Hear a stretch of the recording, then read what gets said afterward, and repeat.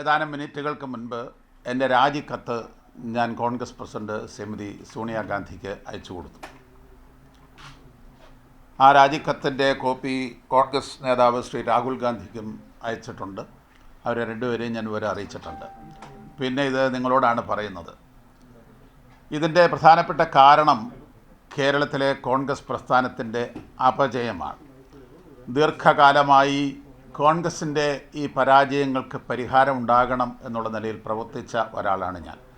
ഗ്രൂപ്പുകൾക്കതീതമായി കോൺഗ്രസ് പാർട്ടിയെ ശക്തിപ്പെടുത്താൻ വേണ്ടി പ്രവർത്തിച്ച ഒരാളാണ്. നിർഭാഗ്യവശാൽ കോൺഗ്രസ് എന്നൊരു പാർട്ടി ഇന്ന് കേരളത്തിലില്ല. അത് രണ്ട് പാർട്ടികളുടെ ഒരു ഏകോപന സമിതിയാണ്. ഒന്ന് ഐ കോൺഗ്രസും ഒന്ന് എ കോൺഗ്രസ്. കേരളത്തിലെ മുഴുവൻ സീറ്റുകളും ഒന്നുകിൽ ഐയുടെ സീറ്റുകളാണ്, അതല്ലെങ്കിൽ എയുടെ സീറ്റുകളാണ്. ഐയുടെ സീറ്റുകളിൽ ഐയുടെ ആളുകൾ മാത്രം മത്സരിക്കുക, എയുടെ സീറ്റുകളിൽ എയുടെ ആളുകൾ മാത്രം മത്സരിക്കുക. KPCC യോഗം കൂടുന്ന ഒരു കോർഡിനേഷൻ കമ്മിറ്റി ആയിട്ടാണ്. ഇപ്രാവശ്യം അഖിലേന്ത്യാ കോൺഗ്രസ് കമ്മിറ്റി, ഇപ്പോൾ കേരളത്തിലെ തെരഞ്ഞെടുപ്പാണല്ലോ ഏറ്റവും പ്രധാനപ്പെട്ട ഒരു വസ്തുത. അഖിലേന്ത്യാ കോൺഗ്രസ് കമ്മിറ്റി 40 പേരുള്ള ഒരു തെരഞ്ഞെടുപ്പ് കമ്മിറ്റിയെ തീരുമാനിച്ചു. തെരഞ്ഞെടുപ്പ് കമ്മിറ്റിയിൽ 40 പേര് കേരളത്തിൽ വരുന്ന ആദ്യമായിട്ടാണ്. 14 പേരിലൊരു കമ്മിറ്റി ഉണ്ടായിരുന്നു, അത് 40 പേരിലൊരു കമ്മിറ്റിയാക്കി മാറ്റി. ആ കമ്മിറ്റി ഇതുവരെ ഒരു ചർച്ചയും ആ കമ്മിറ്റിയിൽ നടത്തിയിട്ടില്ല. കോൺഗ്രസിൻ്റെ നടപടിക്രമം അനുസരിച്ച് പ്രദേശ് സെലക്ഷൻ കമ്മിറ്റിയിൽ സ്ഥാനാർത്ഥികളുടെ ലിസ്റ്റ് വെക്കണം. അവിടെ ഓരോ നിയോജകമണ്ഡലത്തിലും ഒരു സ്ഥാനാർത്ഥിയോ ഒന്നിലേറെ സ്ഥാനാർത്ഥികളും ഉണ്ടാവും. അതിനെക്കുറിച്ച് ഓരോ സീറ്റുകളെക്കുറിച്ചും സ്ഥാനാർത്ഥികളെക്കുറിച്ചും ചർച്ച നടത്തിയിട്ട് ആ പാനൽ സ്ക്രീനിങ് കമ്മിറ്റിക്ക് അയക്കണം. ആ സ്ക്രീനിങ് കമ്മിറ്റി ആ ലിസ്റ്റ് ചുരുക്കി 1 പേരോ 2 പേരോ ആക്കി സെൻട്രൽ ഇലക്ഷൻ കമ്മിറ്റിയിലേക്ക് അയക്കണം. ആ സെൻട്രൽ ഇലക്ഷൻ കമ്മിറ്റിയാണ് അവസാനമായി ഓരോ ആളുകളെ തീരുമാനിക്കുക. അപ്പോൾ പ്രാഥമികമായി ചെയ്യേണ്ടത് കേരളത്തിലെ ഇലക്ഷൻ കമ്മിറ്റിയിൽ ഈ സ്ഥാനാർത്ഥികളുടെ പേരുകളടങ്ങുന്ന പാനൽ സമർപ്പിക്കുകയാണ്. 2 പ്രാവശ്യം ഈ കമ്മിറ്റി കൂടിയപ്പോഴും ഈ പാനൽ ഞങ്ങൾ ആവശ്യപ്പെടുകയുണ്ടായി, ഞാൻ ആവശ്യപ്പെടുകയുണ്ടായി, എന്നോടൊപ്പം പലരും ആവശ്യപ്പെടുകയുണ്ടായി. പക്ഷേ ഈ പേരുകളെല്ലാം ഉമ്മൻചാണ്ടിയുടെയും രമേശിൻ്റെയും മനസ്സിൽ മാത്രമാണ്, അല്ലെങ്കിൽ അവരോടൊപ്പം നിൽക്കുന്ന ഗ്രൂപ്പ് നേതാക്കന്മാരുടെ കയ്യിലാണ്. ഒരൊറ്റ നിയോജകമണ്ഡലത്തിൽ പോലും ഒരുപക്ഷേ 20 MLA-മാർ 21 MLA-മാരുടെ സ്ഥലത്തല്ലാതെ ബാക്കിയുള്ള സ്ഥലങ്ങളിലൊന്നും ആരുടെ പേരാണ് പ്രപ്പോസ് ചെയ്യുന്നത് ഡൽഹിയിലേക്ക് എന്ന് പോലും ഇതുവരെ പ്രദേശ് സെലക്ഷൻ കമ്മിറ്റി അറിഞ്ഞിട്ടില്ല. ഒരു ജനാധിപത്യ പാർട്ടിയിൽ പ്രദേശ് സെലക്ഷൻ കമ്മിറ്റി എന്ന് പറയുന്നത് പേരുകൾ കളക്ട് ചെയ്ത് അതിൽ പാനലാക്കി ചർച്ച ചെയ്ത് അതിൽ ഒഴിവാക്കേണ്ടത് ഒഴിവാക്കി ഇങ്ങോട്ട് അയക്കാൻ വേണ്ടിയുള്ളതാണ്. ആ ഒരു പ്രോസസ്സ് നടക്കാതെയാണ് ഇപ്പോൾ സ്ക്രീനിങ് കമ്മിറ്റിയുടെ പ്രവർത്തനം ആരംഭിക്കുന്നത്. ഇന്ന് screening committee chairman Shri HK Patil എന്നെ വിളിച്ചിരുന്നു. ഞാൻ അദ്ദേഹത്തോട് ഇക്കാര്യമൊക്കെ പറഞ്ഞു. നിങ്ങളുടെ മുൻപിലേക്ക് വന്നിട്ടുള്ള ലിസ്റ്റ് എനിക്കറിയില്ല, ഞങ്ങൾ ആരും കണ്ടിട്ടില്ല, ഞാൻ ഇലക്ഷൻ കമ്മിറ്റി മെമ്പറാണ്, ഞങ്ങൾ കണ്ടിട്ടില്ല. അങ്ങനെ ഒരു പ്രാഥമിക ചർച്ച കമ്മിറ്റിയിൽ നടന്നോ എന്ന് നിങ്ങൾ ചോദിക്കണം. അങ്ങനെ ഒരു ചർച്ച നടന്നിട്ടില്ല, അങ്ങനെ ഒരു പാനൽ ഉണ്ടാക്കിയിട്ടില്ല. കുറേ പേരുകൾ കമ്പൈൽ ചെയ്ത് ഉമ്മൻചാണ്ടിയും രമേശും നിങ്ങൾക്ക് തന്നിട്ടുണ്ടാവും. ഇതാണ് സ്ക്രീനിങ് കമ്മിറ്റി സ്ക്രീൻ ചെയ്യുന്നത്. ഇത് കേരളത്തിലെ കോൺഗ്രസിൻ്റെ ഏറ്റവും വലിയൊരു അപചയം ആണിന്ന് നടന്നുകൊണ്ടിരിക്കുന്നത്. 2 പാർട്ടിയായി പ്രവർത്തിക്കുന്ന AICC മുതൽ താഴോട്ട് KPCC, DCC, ബ്ലോക്ക്, മണ്ഡലം വരെയുള്ള എല്ലാ ഭാരവാഹികളെയും തീരുമാനിക്കുന്നത് 2 ഗ്രൂപ്പ് നേതാക്കന്മാർ വീതം വെക്കുകയാണ്. ഐക്ക് 8, എയ്ക്ക് 9 അങ്ങനെ വീതം വെക്കുന്ന ഒരു ഏർപ്പാടല്ലാതെ മെറിറ്റ് ഒരിക്കലും ഒരു പരിഗണനയില്ല. പാർട്ടി ഭാരവാഹിത്വത്തിനോ ഇപ്പോൾ ഏറ്റവും ഒടുവിൽ സ്ഥാനാർത്ഥിത്വത്തെക്കുറിച്ച് ഞങ്ങൾ എപ്പോഴും പറയാറുള്ളത് വിന്നബിലിറ്റി പരിഗണിക്കണം, മറ്റ് പല പരിഗണനകളും വേണം എന്ന് പറയും. ഇവിടെ വിന്നബിലിറ്റി ഇല്ല. അത് എയുടെ സീറ്റാണെങ്കിൽ എ തീരുമാനിക്കും, ഐയുടെ സീറ്റാണെങ്കിൽ ഐ തീരുമാനിക്കും. അല്ലാതെ വിന്നബിലിറ്റി എന്ന് പറയുന്നത് കേരളത്തിലെ തെരഞ്ഞെടുപ്പ് കമ്മിറ്റി ഇതുവരെ ചർച്ച ചെയ്തൊരു വിഷയമല്ല. ഇൻവേരിയബിളി ഈ തെരഞ്ഞെടുപ്പെല്ലാം കഴിഞ്ഞ് കേന്ദ്ര തെരഞ്ഞെടുപ്പ് കമ്മിറ്റി തീരുമാനിക്കുമ്പോഴും അവിടെ എയുടെ സ്ഥാനാർത്ഥികളുണ്ടാവും, ഐയുടെ സ്ഥാനാർത്ഥികളുണ്ടാവും. എയുടെ സ്ഥാനാർത്ഥികൾക്ക് വേണ്ടി എയുടെ നേതാക്കന്മാരും ഐയുടെ സ്ഥാനാർത്ഥികൾക്ക് വേണ്ടി ഐയുടെ നേതാക്കന്മാരും പ്രവർത്തിക്കുക എന്നുള്ളതല്ലാതെ ഒരു പാർട്ടിയായി പ്രവർത്തിക്കുന്നില്ല. ശ്രീ VM സുധീരനും ഞാനുമൊക്കെ പലപ്പോഴും ഇവിടെ ഈ കാര്യത്തെക്കുറിച്ച് പരാതിപ്പെട്ടിട്ടുണ്ട്. അത് ഹൈക്കമാൻഡിന് അറിയാവുന്ന കാര്യമാണ്. പക്ഷേ നിർഭാഗ്യവശാൽ കേരളത്തിൽ നിന്ന് വളർന്ന ദേശീയ തലത്തിൽ വന്ന നേതാക്കന്മാരും ദേശീയ തലത്തിലുള്ള കോൺഗ്രസ് ഹൈക്കമാൻഡും കേരളത്തിലെ കോൺഗ്രസിൻ്റെ ഈ വേറിട്ട പ്രവർത്തനം, ഈ ഗ്രൂപ്പ് അടിസ്ഥാനത്തിലുള്ള പ്രവർത്തനത്തെ നിരുത്സാഹപ്പെടുത്തുന്ന ഒരു നടപടിയും സ്വീകരിക്കുന്നില്ല. ഇരു കൂട്ടരും കൂടെ തയ്യാറാക്കി കൊണ്ടുവരുന്ന ഒരു ലിസ്റ്റിന് അംഗീകാരം കൊടുക്കുകയാണ് ഹൈക്കമാൻഡ് ചെയ്യുന്നത്. ഇതിനേക്കാൾ വലിയൊരു ജനാധിപത്യ വിരുദ്ധമായ ഒരു പ്രവർത്തനം ഒരു പാർട്ടിയിലും നടക്കാറില്ല. ഗ്രൂപ്പുകൾ എല്ലാ കാലത്തും കോൺഗ്രസ്സിലുണ്ടായിട്ടുണ്ട്. ആ ഗ്രൂപ്പുകൾ ഉള്ളപ്പോഴും രണ്ട് ഗ്രൂപ്പുകാരും തയ്യാറാക്കുന്ന പാനൽ ഒരു തെരഞ്ഞെടുപ്പ് കമ്മിറ്റിയിൽ വെച്ച് പരസ്പരം അറിഞ്ഞ് ഏത് പേരുകളാണ് ഡൽഹിയിലേക്ക് അയക്കേണ്ടതെന്ന് തീരുമാനിച്ചിട്ടാണ് അയക്കുന്നത്. ഇപ്രാവശ്യം അതുപോലും ഉണ്ടായിട്ടില്ല. നിർണായകമായൊരു തെരഞ്ഞെടുപ്പിൽ വളരെ ശക്തമായ മത്സരം ഇടതുപക്ഷ മുന്നണിയുമായി നടക്കുമ്പോൾ വിജയസാധ്യത മാനദണ്ഡമാക്കി വെച്ചുകൊണ്ട് തിരഞ്ഞെടുപ്പിലേക്ക് പോകുന്നതിന് പകരം എയും ഐയും തമ്മിൽ ഗ്രൂപ്പുകളിൽ സീറ്റുകൾ വീതിച്ചെടുക്കുന്ന നിർഭാഗ്യകരമായ ഒരു സാഹചര്യത്തിന് കോൺഗ്രസിൻ്റെ നേതൃത്വം ഹൈക്കമാൻഡ് അംഗീകാരം കൊടുക്കുന്നു എന്ന വളരെ ദയനീയമായൊരു സ്ഥിതിവിശേഷമുണ്ട്. ഇത് ഇനി അംഗീകരിക്കാൻ കഴിയാത്തത് കൊണ്ടാണ് ഞാൻ എൻ്റെ രാജി സമർപ്പിച്ചത്. വ്യക്തിപരമായ ഒരു പരാതിയുടെയും അടിസ്ഥാനത്തിലല്ല. കോൺഗ്രസിൻ്റെ പല ഉന്നതമായ സ്ഥാനങ്ങളിലും ഞാൻ പ്രവർത്തിച്ചിട്ടുള്ള എല്ലാ കാലഘട്ടത്തിലും ഗ്രൂപ്പുകൾക്ക് അതീതമായി നിൽക്കണമെന്നാണ് ഞാൻ ആഗ്രഹിച്ചിട്ടുള്ളത്. ഇപ്പോൾ ഈ ഗ്രൂപ്പുകൾക്ക് അതീതമായി നിന്ന് പ്രവർത്തിക്കുന്നവരെ പ്രൊട്ടക്റ്റ് ചെയ്യണമെന്ന് പല വട്ടം ഹൈക്കമാൻഡോട് ആവശ്യപ്പെട്ടിട്ടുണ്ട്. ശ്രീ വി എം സുധീരനെ പ്രസിഡൻ്റാക്കിയ അവസരത്തിൽ ഏറ്റവും ഇഫക്റ്റീവായി പ്രവർത്തിച്ചൊരു പ്രസിഡൻ്റാണ് വി എം സുധീരൻ. പക്ഷേ അദ്ദേഹത്തെ ഗ്രൂപ്പുകളെല്ലാവരും കൂടി ശ്വാസം മുട്ടിച്ച് പുറത്താക്കുകയാണ് ഉണ്ടായത്. അപ്പം ഗ്രൂപ്പുകൾക്ക് ഭാഗമായി നിൽക്കാത്ത ആർക്കും പ്രവർത്തിക്കാൻ കഴിയാത്തൊരു സാഹചര്യം കേരളത്തിൽ നിലനിൽക്കുന്നത് കൊണ്ടാണ് അങ്ങനെ ഒരു ഗ്രൂപ്പുകാരനായി ഒരു കോൺഗ്രസ്സുകാരനായി പ്രവർത്തിക്കണമെന്ന് ആഗ്രഹിച്ചു.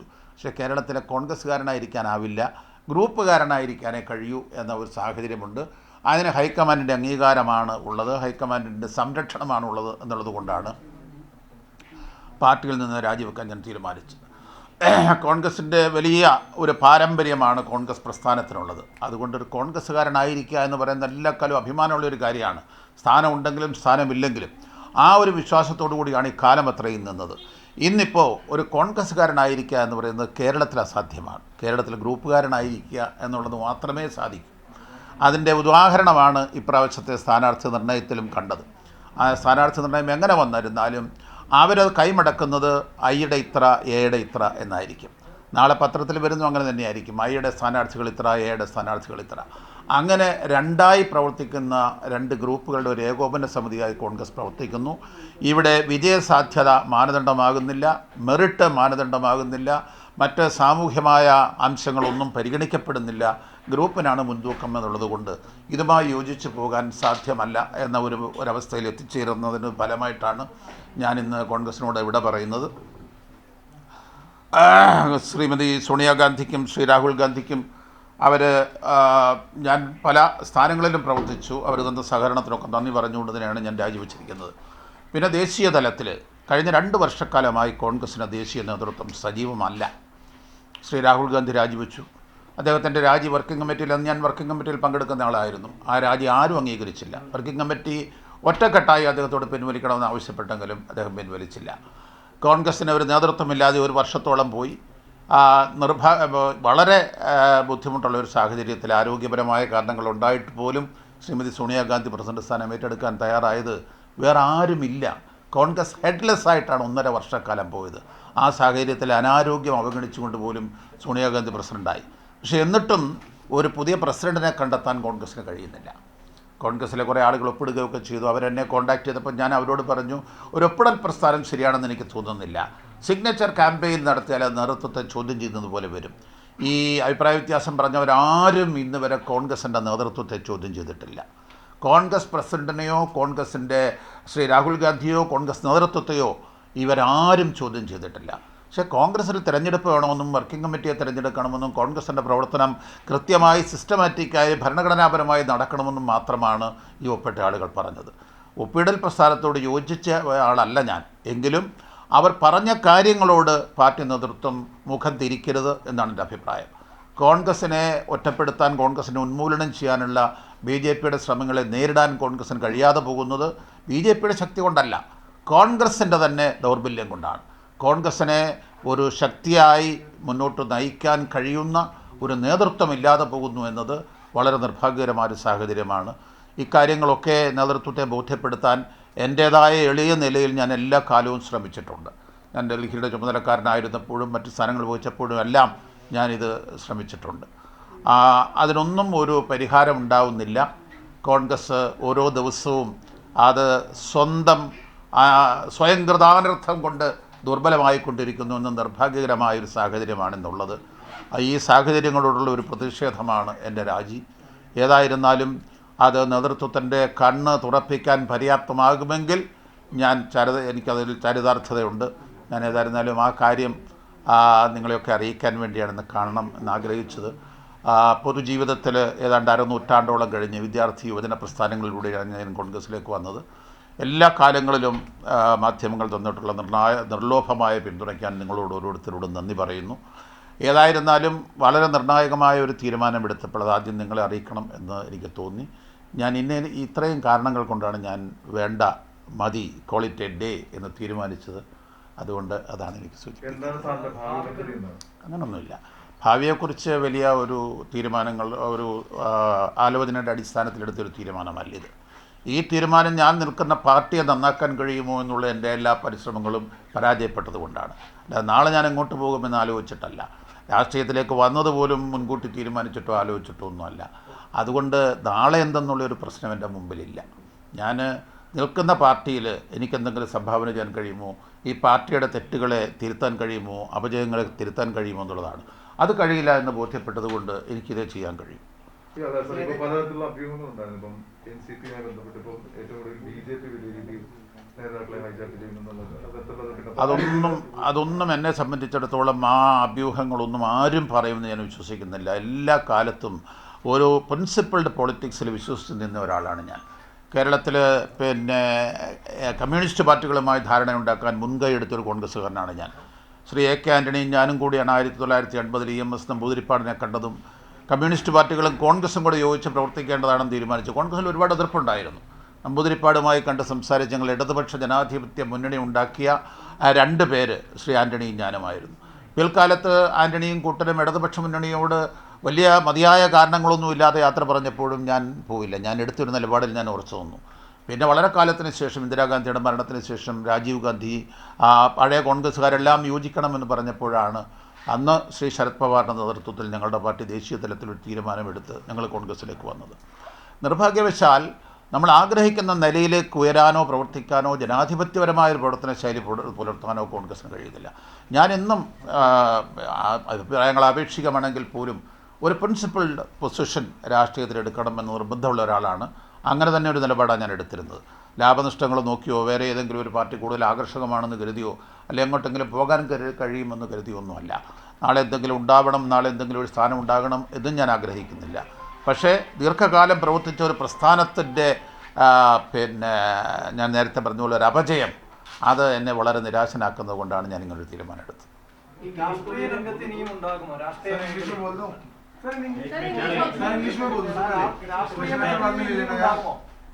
എന്താണ് രാഷ്ട്രീയ മറ്റൊരു പാർട്ടിയിലേക്ക് പോകുന്നില്ല എന്ന് പറയുമ്പോൾ രാഷ്ട്രീയത്തിൽ നിലനിൽക്കാതെ വ്യക്തി ജീവിതത്തിലേക്ക് മടങ്ങുന്നു അങ്ങനെ എന്തെങ്കിലും ആണോ?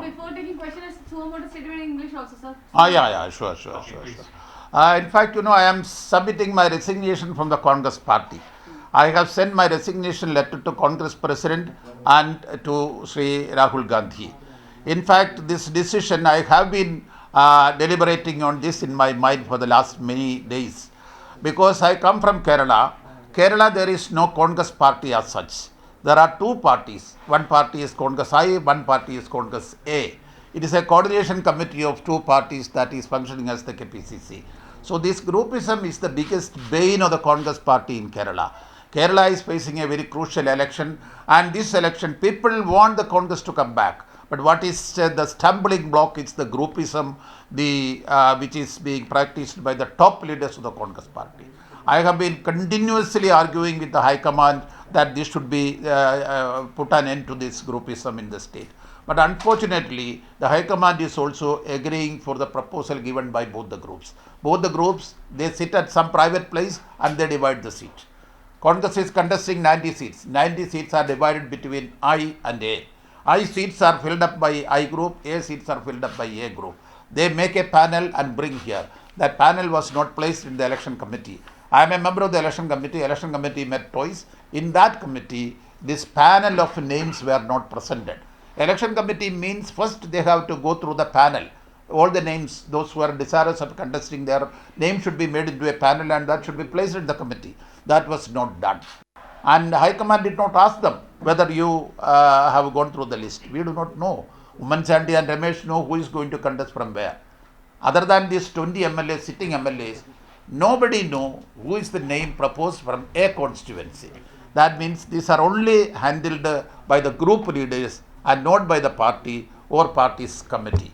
So this is a situation which there may be a groupism in other states also, but this kind of a groupism, that two separate parties under one roof, that is the Congress in Kerala, this I do not think that this is happening or prevailing in other states. This is a very, very disturbing and disappointing situation. I tried my best to, invite the attention of the Congress High Command and their intervention, but I am not successful. Even though I have a very close contact with the High Command and all that, I am not able to succeed in my effort. So I find that there is no point in continuing. Congress is a great tradition. Being a congressman is a prestigious thing. But today in Kerala, nobody can be a congressman. One can be I group or one can be A group. Nobody can be a Congress. That is the situation in Kerala. So I decided to call it a day, because this is not what we want. When 50 years back, when we all joined the student movement, youth movement and Congress, we thought that the great tradition of the Congress we can inherit. Today we cannot do that. We can be either this group or that group.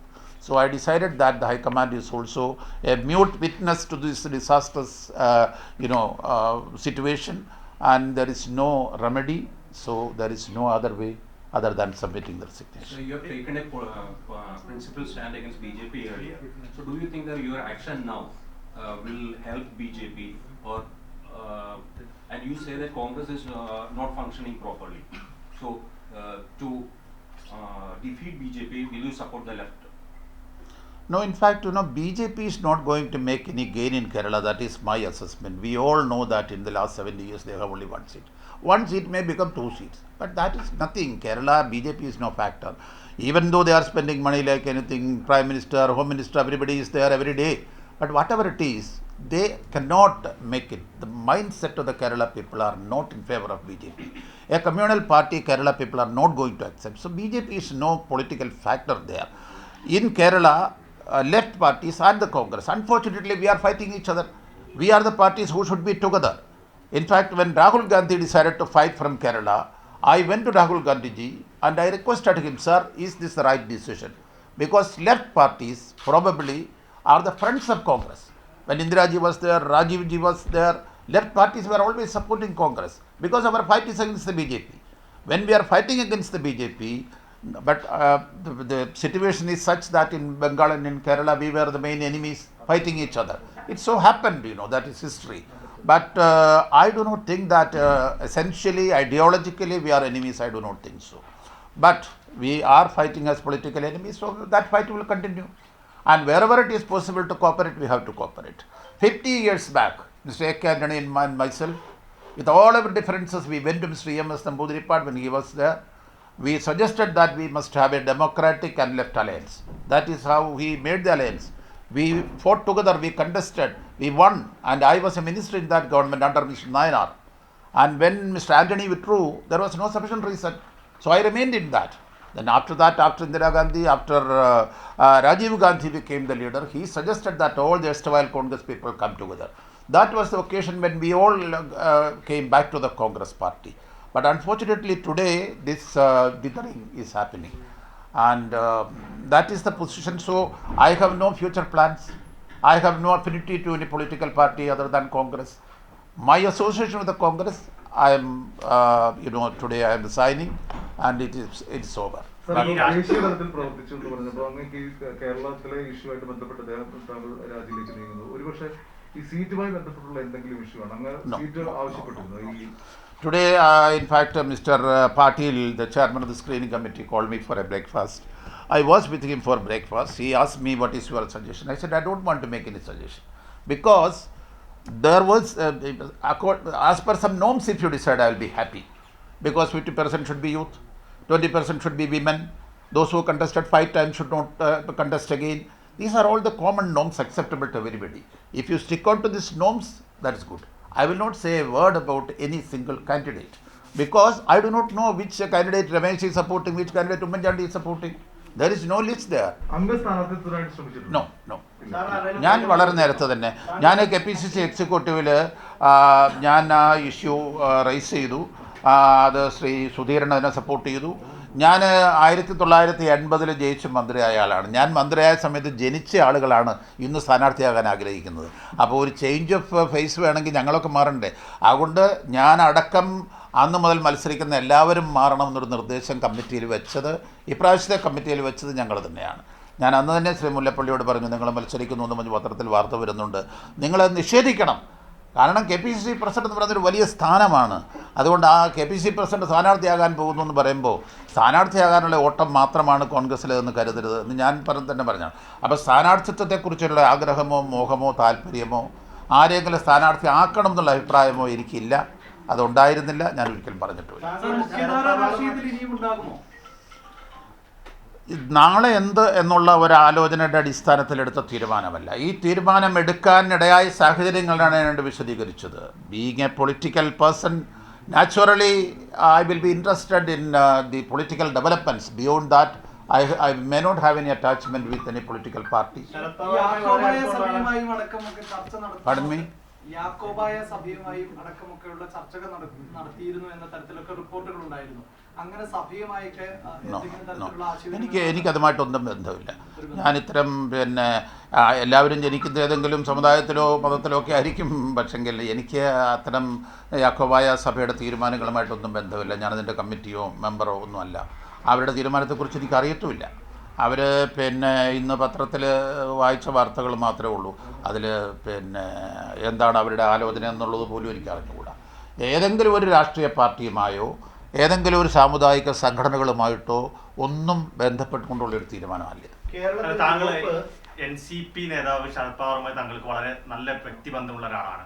താങ്കൾ നേരത്തെ തന്നെ പറഞ്ഞു, താങ്കൾ ആന്റണിയുടെ കൂടെ ഇടതുപക്ഷത്ത് പോയപ്പോൾ തിരിച്ചു വരുന്നതിന് അന്ന് ചുക്കാൻ പിടിച്ച ഒരു നേതാവാണ്, ദേശീയ നേതാവാണ് ശരത് പവാർ. അപ്പോൾ അത്രയും കാലത്തെ ബന്ധം താങ്കൾക്കുണ്ട്. അതുകൊണ്ട് തന്നെ NCPയിലേക്ക് പോകുമെന്നുള്ള അഭ്യൂഹങ്ങൾ പ്രചരിക്കുന്നുണ്ട്. അതിനോട് താങ്കൾ എന്താണ്? ഞാൻ നേരത്തെ നിഷേധിച്ചിരുന്നല്ലോ. NCPയിലേക്ക് പോവുകയാണ്, NCP റൂട്ട് ആണ്, അതുവഴി ഇടതുപക്ഷത്തേക്ക് പോവുകയാണെന്നൊക്കെ പറഞ്ഞ് അവിടെ ചില വാർത്തകളൊക്കെ വന്നിരുന്നു. ആ വാർത്തകൾ ഞാൻ അന്ന് തന്നെ നിഷേധിച്ചിരുന്നു. ശ്രീ ശരത് പവാർ പാർട്ടിയിൽ ഞങ്ങൾ ഒന്നിച്ച് പ്രവർത്തിച്ചു.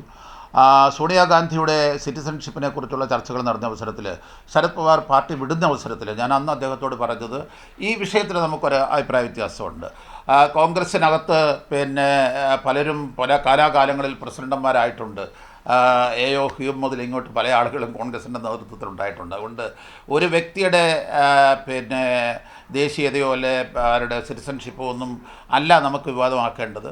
കോൺഗ്രസിൻ്റെ ഐഡിയോളജി ഉൾക്കൊള്ളുന്നവർ ഒന്നിച്ച് നിൽക്കുക എന്നുള്ളതാണ്. ശ്രീ പവാറുമായിട്ട് യോജിച്ചില്ല, ഞാൻ ആ പാർട്ടിയിലേക്ക് പോയില്ല. പക്ഷെങ്കിൽ ശ്രീ പവാറിന് അദ്ദേഹത്തിൻ്റെതായ അഭിപ്രായം ഉണ്ടായിരുന്നു, എനിക്ക് എൻ്റെതായ അഭിപ്രായം ഉണ്ടായിരുന്നു. ഞങ്ങൾ ഒന്നിച്ചിരുന്നില്ല, ഞങ്ങൾ പരസ്പരം മത്സരിച്ചു. ഞാൻ വേറൊരു മുന്നണിയിൽ, അവർ വേറൊരു മുന്നണിയിൽ, അവർ ഇടതുപക്ഷ മുന്നണിയുടെ ഭാഗമായി, ഞാൻ ഐക്യ ജനാധിപത്യ മുന്നണിയുടെ ഭാഗമായി.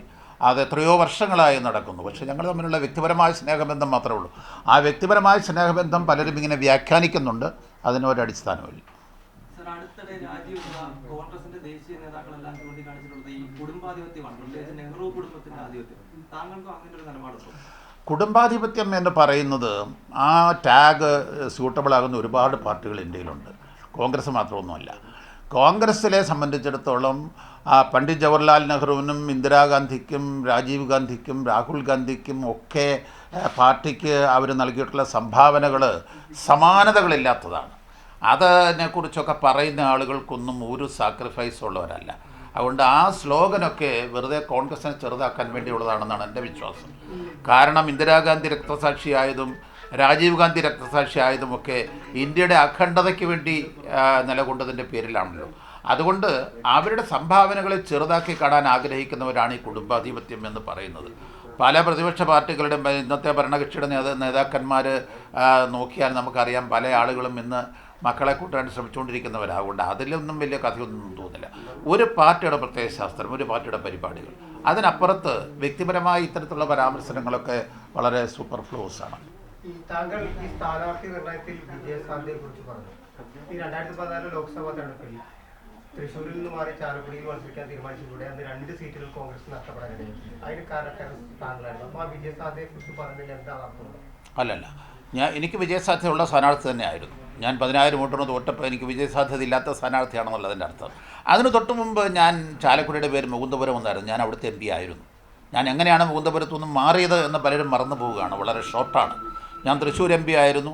അവിടുന്ന് തൃശ്ശൂരിൽ നിന്ന് എന്നെ മാറ്റി മുകുന്ദപുരത്തേക്ക് കൊണ്ടുവന്നു. മുകുന്ദപുരത്തിൻ്റെ പേരാണ് അന്ന് ചാലക്കുടി എന്ന് മാറുന്നത്. ആ മുകുന്ദപുരത്ത് നിന്ന് എൻ്റെ അനുവാദമോ സമ്മതമോ ആഗ്രഹമോ ഇല്ലാതെ അവിടെ നിന്ന് ഇടുക്കിയിലേക്ക് മാറ്റി. ഞാൻ തൃശ്ശൂരിൽ നിന്ന് മുകുന്ദപുരത്ത് വന്ന് ജയിച്ചു. മുകുന്ദപുരത്ത് നിന്ന് ഇടുക്കി പോയി ജയിച്ചു. അതുകൊണ്ട് വിജയസാധ്യതയില്ലാത്തൊരു സ്ഥാനാർത്ഥി ആയിരുന്നില്ല ഞാൻ ഒരിക്കലും. കേരളത്തിലെ കോൺഗ്രസ് പ്രവർത്തകർ ആരെങ്കിലും അങ്ങനെ പറയുമെന്ന് ഞാൻ കരുതുന്നില്ല. ഞാൻ തിരിച്ച് ചാലക്കുടിയിലേക്ക് വന്നത് തന്നെ ഞാൻ അതിനു മുമ്പ് ചാലക്കുടിയിലെ സ്ഥാനാർത്ഥി ആയിരുന്നുകൊണ്ട് തന്നെയാണ്.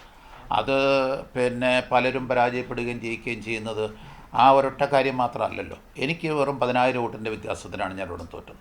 അത് കഴിഞ്ഞ പ്രാവശ്യം സ്ഥാനാർത്ഥികളെ തീരുമാനിച്ചു. ഞാൻ ഗ്രൂപ്പിൻ്റെ ആളല്ല, ഗ്രൂപ്പിൻ്റെ സംരക്ഷണം ഉണ്ടായില്ല. തോറ്റവരൊക്കെ മത്സരിച്ചു. എന്നേക്കാൾ ഇരട്ടിയോ 3 ഇരട്ടിയോ വോട്ടിന് തോറ്റവരും മത്സരിച്ചു. അന്ന് ഞാൻ സ്ഥാനാർത്ഥിയായില്ല. പക്ഷേ സ്വന്തം സ്ഥാനാർത്ഥിത്വം കിട്ടിയില്ല എന്നുള്ളതിൻ്റെ പേരിൽ ഞാൻ ഒരിക്കലും പണം കിട്ടില്ല. അതിൻ്റെ പേരിൽ ഞാനൊരു പരിഭവം പറഞ്ഞിട്ടില്ല. സ്ഥാനാർത്ഥി അല്ലാതായി കഴിഞ്ഞിരുന്നതിന് ശേഷവും ഇവിടെ വന്നു.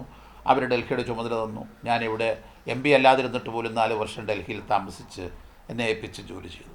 അപ്പം ഞാൻ അതിലൊന്നും ഒരു പരിഭവം പറഞ്ഞു മാറുന്നുണ്ട്. ഈ കോൺഗ്രസ് ഗ്രൂപ്പ് ഇന്നും ഇന്നലെയും തുടങ്ങിയത് പണ്ട് മുതലേ ഉള്ളതാണ് ഗ്രൂപ്പ്. താങ്കൾക്ക് മന്ത്രിസ്ഥാനം, രാജ്യസഭാംഗത്വം, MLA എല്ലാ പദവികളും നൽകിയ ഒരു പാർട്ടിയാണിത്. ഇപ്പോൾ ഇത് വിടാനുള്ളൊരു ടൈമിംഗ് എന്താണ്? ഇതെല്ലാം ഒരു കോൺഗ്രസ്സുകാരനെ സംബന്ധിച്ച് എല്ലാ പദവികളും താങ്കൾക്ക് കിട്ടുകയും താങ്കൾക്ക് പലപ്പോഴും മണ്ഡലങ്ങൾ മാറുകയും എല്ലാം ചെയ്തതാണ്. ഈ ഗ്രൂപ്പ് എന്ന് പറയുന്നത് പണ്ട് തൊട്ടേ ഉള്ളതാണ്. അപ്പോൾ ഇപ്പോൾ ഇതിൻ്റെ ഒരു ടൈമിംഗ് എന്തുകൊണ്ടാണ് ഇപ്പോൾ വിടാനുള്ളൊരു തീരുമാനം? 2 കാര്യമാണ് താങ്കൾ പറഞ്ഞു. ഒന്ന്, എനിക്ക് കിട്ടിയിട്ടുള്ള സ്ഥാനങ്ങളിൽ ഏതെങ്കിലും ഒന്ന് മറ്റൊരാളിൻ്റെ ഒരു അർഹതയെ അവഗണിച്ചുകൊണ്ട് എനിക്ക് തന്നിട്ടുള്ളതോ, എനിക്ക് സ്ഥാനം തന്നതിൻ്റെ പേരിൽ ഈ പാർട്ടിയിൽ എന്തെങ്കിലും ഒരു പ്രതിഷേധം ഉണ്ടാകുകയോ ഏതെങ്കിലും ഒരു കാലത്തുണ്ടായിട്ടില്ല. ഞാൻ അസംബ്ലിയിൽ മത്സരിച്ചപ്പോഴും മന്ത്രിയായപ്പോഴും അതല്ലെങ്കിൽ ഞാൻ രാജ്യസഭയിലായിട്ടില്ല. താങ്കൾ പറഞ്ഞത് ലോക്സഭയായിരിക്കാം. ലോക്സഭയിൽ വന്നിട്ടുള്ളപ്പോഴൊക്കെ അത് അർഹതയുള്ള ഒരാൾക്ക് കൊടുത്തു എന്നുള്ളൊരു ഒരു വിലയിരുത്തലാണ് കോൺഗ്രസ്സിൽ ഉണ്ടായിരുന്നത്. എൻ്റെ അറിവിൽപ്പെട്ടിടത്തോളം ഒരു കുഞ്ഞിൻ്റെ പോലും ഒരു പ്രസ്താവന ഇന്നയാളെ ആക്കി ശരിയായില്ല എന്ന് ഇന്നുവരെ വന്നിട്ടില്ല. രണ്ടാമത്തെ കാര്യം, ഗ്രൂപ്പ് പണ്ടുണ്ടായിരുന്നു. പണ്ടത്തെ ഗ്രൂപ്പല്ല ഇപ്പോൾ. കരുണാകരനും ആൻ്റണിയും 2 ഗ്രൂപ്പായിരുന്നു. അവർ പോയി കഴിഞ്ഞപ്പോൾ ആ ഗ്രൂപ്പ് ഇൻഹെറിറ്റ് ചെയ്തത് ഒന്ന് ഉമ്മൻചാണ്ടിയും ഒന്ന് രമേശും ഇൻഹെറിറ്റ് ചെയ്തു. അന്ന് പാർട്ടി ഒന്നിച്ചിരുന്ന് ആലോചിക്കുമായിരുന്നു. കരുണാകരനും ആൻ്റണിയും ഉള്ള കോൺഗ്രസ് 2 ശക്തമായ ഗ്രൂപ്പാണെങ്കിലും തൃശ്ശൂരിൽ കരുണാകരൻ മത്സരിക്കുന്ന സീറ്റിൽ വേറെ കാൻഡിഡേറ്റ് ഉണ്ടോ എന്ന് അന്ന് ഞങ്ങൾ ആലോചിക്കുമായിരുന്നു. ഇന്നിപ്പോൾ അങ്ങനെയല്ല. ഇന്ന് ഉമ്മൻചാണ്ടിയുടെ വീട്ടിൽ രമേശിൻ്റെ വീട്ടിലിരുന്നിട്ട് അവർ വീതം വെച്ചിട്ടുള്ള എയുടെ സീറ്റിൽ രമേശ് തീരുമാനിക്കും, ഐയുടെ സീറ്റിൽ അവർ തീരുമാനിക്കും. കരുണാകരനും ആൻ്റണിയും കൊണ്ട് നടന്ന ഗ്രൂപ്പല്ല ഇന്ന് കേരളത്തിലുള്ളത്. ഇന്നത്തെ കേരളത്തിലെ ഗ്രൂപ്പ് എന്ന് പറയുന്നത് താങ്കൾ ചോദിച്ച പോലെ അന്ന് എതിർക്കാത്തവർ എന്തുകൊണ്ട് ഇന്ന് എതിർക്കുന്നു എന്ന് ചോദിച്ചു കഴിഞ്ഞാൽ അന്നത്തെ ഗ്രൂപ്പല്ല ഇന്നത്തെ ഗ്രൂപ്പ്. ഈ രാജിവെക്കുന്നതിന് മുമ്പ് സംസ്ഥാന നേതാക്കൾ ഉമ്മൻചാണ്ടി, രമേശ് ചെന്നിത്തല, KPCC പ്രസിഡന്റ് തുടങ്ങിയവരുമായി ഒരു ആശയവിനിമയം ഇതിനു മുമ്പ് നടത്തിയിരുന്നു ഇങ്ങനെ ഒരു തീരുമാനത്തിലേക്ക് പോകുന്നതിന്? ഇല്ല, ഞാനിതൊരു ബാർഗെയിനിങ് പോയിന്റ് ആകാനൊന്നും ആഗ്രഹിക്കുന്നില്ല. പല ആളുകളും രാജിവെക്കുമെന്ന് പറഞ്ഞിട്ട് അവരെ കാണാൻ ആളുകൾ ഓടി വരിക, സംസാരിക്കുക, എന്തെങ്കിലും ഓഫർ ചെയ്യുക, അങ്ങനെയൊന്നും ഞാൻ ആഗ്രഹിച്ചില്ല. എൻ്റെ മനസ്സാക്ഷിയുടെ ഒരു തീരുമാനമാണ്. ഞാൻ ഇവരോട് ആരോടും പറഞ്ഞില്ല. ഞാൻ ഇന്ന് ഞാൻ ഇന്നിപ്പം തീരുമാനമെടുത്തു കഴിഞ്ഞപ്പം ഞാൻ വളരെ അടുത്ത് ഇടപഴകിയിട്ടുള്ളൊരു നേതാവാണ് രാഹുൽ ഗാന്ധി. ഞാൻ അദ്ദേഹത്തിന് ഒരു മെസ്സേജ് കൊടുത്തു. അദ്ദേഹം എനിക്കൊരു മറുപടി തന്നു. ഈസ് ഇറ്റ് അബ്സല്യൂട്ട്ലി നെസസറി എന്ന് ചോദിച്ചു. അപ്പോൾ ഞാൻ പുള്ളിക്കൊരു താങ്ക്സ് പറഞ്ഞൊരു മെസ്സേജ് കൊടുത്തു. ഞാൻ ഒരു കാരണവശാലും ഇതാരോടെങ്കിലും പറഞ്ഞിട്ട് ഞാൻ ഇപ്പോൾ രാജിവെക്കും എന്ന് പറഞ്ഞിട്ട് അവരോടി വന്ന് പിന്നെ ഒരു സമ്മർദ്ദം ചെലുത്തുക, അതുകൊണ്ട് അങ്ങനൊന്നും ഉണ്ടാവരുതെന്നുള്ളത് കൊണ്ട് തന്നെയാണ് ഞാനിപ്പോൾ നിങ്ങളെ കാണുന്ന ഒരു 10 മിനിറ്റ് മുമ്പാണ് ഈ രാജിക്കത്ത് സോണിയാഗാന്ധി. ദില്ലിയിൽ നിന്ന് പോകുമ്പോൾ, സംസ്ഥാനത്തേക്ക് പോകുമ്പോൾ ഒരുപക്ഷെ ആ പാർട്ടി ചുമതലകളിലൊക്കെ തന്നെ ഒരു നിർണായക പങ്ക് കിട്ടുമെന്നൊക്കെ പ്രതീക്ഷിച്ചിരുന്നു. അതൊക്കെ ഒരു നിരാശ ഇല്ല. എനിക്ക് കേരളത്തിലെ എല്ലാ പൊസിഷനും ഞാൻ ഹോൾഡ് ചെയ്തിട്ടുണ്ട്. അപ്പോൾ പിന്നെ അവിടെ ചെന്നിട്ട് കേരളത്തിലെ കോൺഗ്രസിൻ്റെ എല്ലാ കമ്മിറ്റികളിലും ഞാൻ അംഗമാണ്. അപ്പോൾ അങ്ങനെ ഒരു നിരാശ എനിക്കില്ല. പക്ഷേ ഈ കമ്മിറ്റികളെല്ലാം ഫോർ നെയിം സേക്ക് കൂടുന്നതല്ലാതെ കളക്റ്റീവായിട്ടുള്ളൊരു ഡിസ്കഷനും അതിൻ്റെ അടിസ്ഥാനത്തിലൊരു തീരുമാനവുമില്ല. ഇപ്പോൾ പാർട്ടിയുടെ പുനഃസംഘടനയാണ് ഈ കാലം അത്രയും നടന്നത്, കഴിഞ്ഞ 1.5-2 കൊല്ലക്കാലം. അതെന്താ നടക്കുന്നത്? ഇത്ര സീറ്റ് അയക്കുക. ഈ ഐ പ്രപ്പോസ് ചെയ്യുന്ന ആളുകൾ അതിന് കൊള്ളാവുന്നവരാണോ? പ്രപ്പോസ് ചെയ്യുന്നവർ അവർ കൊള്ളാവുന്നവരാണോ? That question is not there. Merit is never considered as a criteria for making anybody an office bearer or a candidate. It is up to the likes and dislikes of the group leaders. Their choice is the party's decision. Sir, ഇത്തവണ പല സർവേകളിലും LDF സർക്കാരിന്റെ ഒരു തുടർ ഭരണം പറയുന്നുണ്ട്. അതോടൊപ്പം തന്നെ പിണറായി വിജയന്റെ ഒരു എഫക്ട് ഇത്തവണ ഉണ്ടാവുമെന്ന് പറയുന്നുണ്ട്. അപ്പൊ എന്താണ് താങ്കളുടെ അഭിപ്രായം? സർവേകളിൽ പറഞ്ഞിരിക്കുന്നത് വളരെ നാരോ ഡിഫറൻസ് അല്ലേ? സർവേകളിൽ പറഞ്ഞിരിക്കുന്നത് 1% ഡിഫറൻസ് അല്ലേ ഉള്ളൂ. ഇപ്പോൾ കോൺഗ്രസിന് 40 സീറ്റ് അല്ല, റൂളിംഗ് പാർട്ടിക്ക് കോൺഗ്രസിന് 22 സീറ്റേ ഉള്ളൂ. കോൺഗ്രസ് മൊത്തത്തിലെ പ്രതിപക്ഷം 44, അവർ 95. അവിടെ നിന്ന് താഴോട്ട് വരും ഇടതുപക്ഷ മുന്നണി എന്നാണ് ഈ സർവേകളെല്ലാം പറയുന്നത്. സർവേകൾ പറയുന്നത് അവർക്ക് 80 കിട്ടും, ഇവിടെ 60 കിട്ടുമെന്നാണ്, അല്ലെങ്കിൽ അവർക്ക് 85 കിട്ടും, ഇവിടെ 55 കിട്ടുമെന്നാണ്. അപ്പം ഐക്യജനാധിപത്യ മുന്നണിയുടെ സാധ്യത വർദ്ധിക്കുമെന്നാണ് സർവേ പറയുന്നത്. അല്ല, നിലവിൽ പുറകോട്ട് പോകുന്നില്ല, വർദ്ധിക്കുന്ന എത്രോളം എന്നുള്ളതാണ്. അപ്പോൾ അവരുടെ കണക്കിനകത്ത് 1% ഡിഫറൻസ് വന്നാൽ ഈ ഫിഗർ മാറിയില്ലേ? 1% ഡിഫറൻസ് വന്നു. ഇപ്പൊ അങ്ങ് ഈ രാജി പ്രഖ്യാപിച്ചതിന് പിന്നാലെ ഇപ്പം NCP സംസ്ഥാന ഘടകം അങ്ങ് സ്വാഗതം ചെയ്തു. അങ്ങേക്ക് പ്രവർത്തിക്കാൻ പറ്റിയ പാർട്ടിയാണ് NCP എന്നാണ് സംസ്ഥാന അധ്യക്ഷൻ പീതാംബരം മാസ്റ്റർ ഇപ്പോൾ പ്രതികരിച്ചിരിക്കുന്നത്. എന്താണ് ശരത് പവാറായിട്ട്? എനിക്ക് അതിനോടൊന്നും ഒരു പ്രതികരണവും ഇല്ല. ഞാൻ നേരത്തെ പറഞ്ഞതുപോലെ ഞാൻ പ്രവർത്തിക്കുന്ന പാർട്ടിയിൽ നിന്ന് ഞാൻ എന്തുകൊണ്ട് രാജിവെച്ചു എന്നാണ് പറഞ്ഞത്. മറ്റുള്ളവർക്ക് അവരുടെ അഭിപ്രായങ്ങൾ പറയാമെന്നുള്ളതല്ലാതെ എനിക്ക് ആ അഭിപ്രായത്തിലൊന്നും. പ്രത്യാശാസ്ത്രപരമായി ഇടതുപക്ഷവും കോൺഗ്രസും യോജിച്ച് പ്രവർത്തിക്കേണ്ട ആളുകളാണ്, അവരുടെ ഫ്രണ്ട്സാണ് ഐഡിയോളജിക്കലി എന്ന് പറഞ്ഞത്. അപ്പോൾ അങ്ങനെ ഒരു പ്രത്യാശാസ്ത്രപരമായ ഒരു അടുപ്പം ഇടതുപക്ഷത്തോട് ഉണ്ടാവും, അല്ലെങ്കിൽ ഇടതുപക്ഷത്തോട് നേരിട്ട് ചേർന്നല്ല, പുറത്തു നിന്നുണ്ടെങ്കിലും ഇടതുപക്ഷത്തോട് സഹകരിച്ച് പോകുന്ന ഒരു നിലപാടിലേക്ക് പോകും. അതല്ല, അത് രണ്ട് പാർട്ടികൾ തമ്മിലല്ലേ. ഞാൻ വ്യക്തിപരമായി സഹകരിക്കേണ്ട കാര്യമല്ലല്ലോ. അല്ല, ഞാനെന്ന് പറയുന്ന വ്യക്തി അപ്രസക്തനാണല്ലോ. രണ്ട് പാർട്ടികൾ തമ്മിൽ ധാരണകൾ ഉണ്ടാവേണ്ടത് ഇന്ത്യൻ രാഷ്ട്രീയത്തിൽ ഇടതുപക്ഷവും കോൺഗ്രസും തമ്മിലാണ് എന്നാണ് ഞാൻ പറഞ്ഞത്. അല്ലാതെ ഞാൻ പോയിട്ട് ഇപ്പം അവർക്ക് പിന്തുണ കൊടുക്കുന്നുണ്ട് ഞാൻ ആരാണ്? ഞാൻ ആരും അല്ലല്ലോ. സമീപകാലത്ത് കോൺഗ്രസ് വിടുന്ന ഭൂരിഭാഗം നേതാക്കളും BJPയിലേക്ക് ചേർക്കാനുള്ള സാഹചര്യമാണുള്ളത്. PC ചാക്കോയെ വൈകാതെ തന്നെ BJPക്കൊപ്പം കാണാനാവും? തീർച്ചയായിട്ടും ഇല്ല. ഈ തെരഞ്ഞെടുപ്പിൽ ഏതെങ്കിലും പാർട്ടിയുടെ സ്ഥാനാർത്ഥി ഓരോ കാരണവശാലുമില്ല. ഈ തെരഞ്ഞെടുപ്പിൽ ഒരു സ്ഥാനാർത്ഥിയാവില്ല. ഈ തെരഞ്ഞെടുപ്പിൽ സ്ഥാനാർത്ഥിയാകാൻ ആഗ്രഹിച്ചിട്ടില്ല. BJP സംസ്ഥാന നേതൃത്വത്തിൽ നിന്ന് തന്നെ ലഭിക്കുന്ന വിവരം അനുസരിച്ച് താങ്കളുമായി സംസ്ഥാന നേതാക്കളടക്കം ഒക്കെ ചർച്ച നടത്തിയിരുന്നതാണ്. അങ്ങനെ ചർച്ചകൾ നടത്തിയിരുന്നു. BJPയെ അറിയാത്ത ഏതോ സ്റ്റേറ്റ് നേതാവ് പറഞ്ഞതാണത്. BJPയുടെ സംസ്ഥാന നേതാവ് ആയിരിക്കല്ല പറഞ്ഞത്. ഒപ്പം ഈ തെരഞ്ഞെടുപ്പ് കാലത്ത് സ്വാഭാവികമായി റിസൈൻ ചെയ്യുമ്പോൾ കോൺഗ്രസും വഞ്ചകൻ എന്നൊരു വിളി തിരിച്ച് കോൺഗ്രസിന്റെ ഭാഗത്ത് നിന്നും ഉണ്ടാകാനുള്ള സാധ്യതയുമില്ലേ? അതുണ്ട്. വഞ്ചകൻ എന്നുള്ള ഒരു വിളി കേൾക്കാതിരിക്കാൻ വേണ്ടി എൻ്റെ എല്ലാ അഭിപ്രായ വ്യത്യാസങ്ങളും വിഴുങ്ങി ഇരിക്കണം എന്നുള്ളതാണ് എനിക്ക് ചെയ്യാൻ കഴിയുന്ന ഒരു കാര്യം. വഞ്ചകനെന്നോ എന്തെങ്കിലുമൊക്കെ വിളിക്കാം. വിളിക്കുന്ന ആളുകൾക്ക് അവരുടെ മനോഭാവം അനുസരിച്ച് വിളിക്കാം. ഞാനെടുത്ത തീരുമാനം ഞാൻ എൻ്റെ പാർട്ടിയെ, അല്ലെങ്കിൽ ഞാൻ നിന്ന ഒരു പാർട്ടിയെ വഞ്ചിക്കാൻ വേണ്ടിയല്ല. ആ പാർട്ടിയുടെ അപജയങ്ങളിൽ മനംനൊന്ത് രാജിവെക്കുന്നു എന്നുള്ളത് മാത്രമാണ് ഞാൻ പറഞ്ഞത്.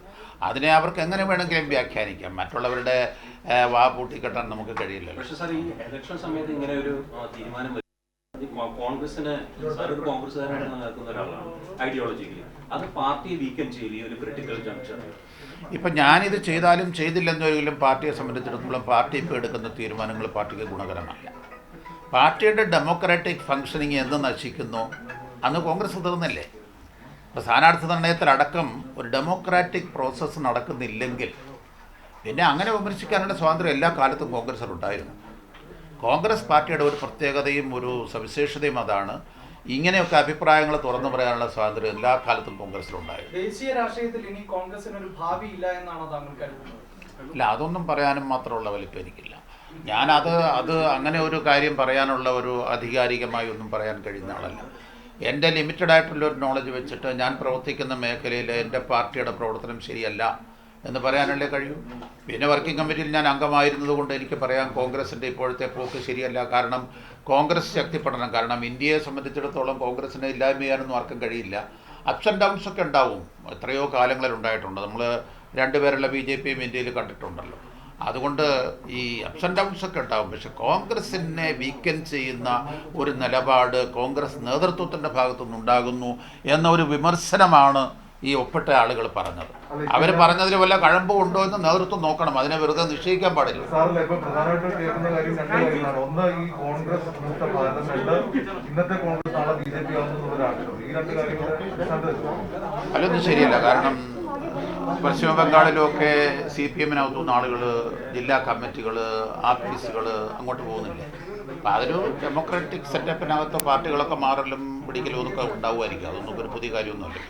പക്ഷെ അങ്ങനെയൊന്നും ആർക്കും പിന്നെ ഇന്ത്യൻ പൊളിറ്റിക്സിനെ കുറിച്ച് അങ്ങനെ ഒരു പ്രഡിക്ഷൻ ഒന്നും സാധിക്കത്തില്ല. ഇനിയിപ്പോ നേതാക്കൾ വന്ന് ഇപ്പൊ ഈ താങ്കളുടെ രാജി വാർത്ത എല്ലാവരും അറിയാൻ പോകും. ഇനി ഒരുപക്ഷെ നേതാക്കളുടെ ഭാഗത്ത് താങ്കൾ അന്വേഷിക്കാനുള്ള ശ്രമം ഉണ്ടാകാം. അതിനോട് വഴങ്ങുമ്പോൾ ഇതല്ല ഇതൊരു ഫൈനൽ ഡിസിഷൻ ആണ്. എനിക്ക് അങ്ങനെ ഒരു താല്പര്യം ഉണ്ടായിരുന്നെങ്കിൽ ഈ ഒരു ഫീലാമായിരുന്നു, എന്നിട്ട് അവരുമായിട്ടൊക്കെ ഒന്ന് സംസാരിക്കാമായിരുന്നു. അങ്ങനെയൊന്നുമില്ല. എനിക്കങ്ങനെ ഒരു താല്പര്യവും ഇല്ല. അവരെ ആരെങ്കിലും കാണണമെന്നോ അവരെന്നെ വന്ന് കാണണമെന്നോ ഒരു താല്പര്യവും എനിക്കില്ല.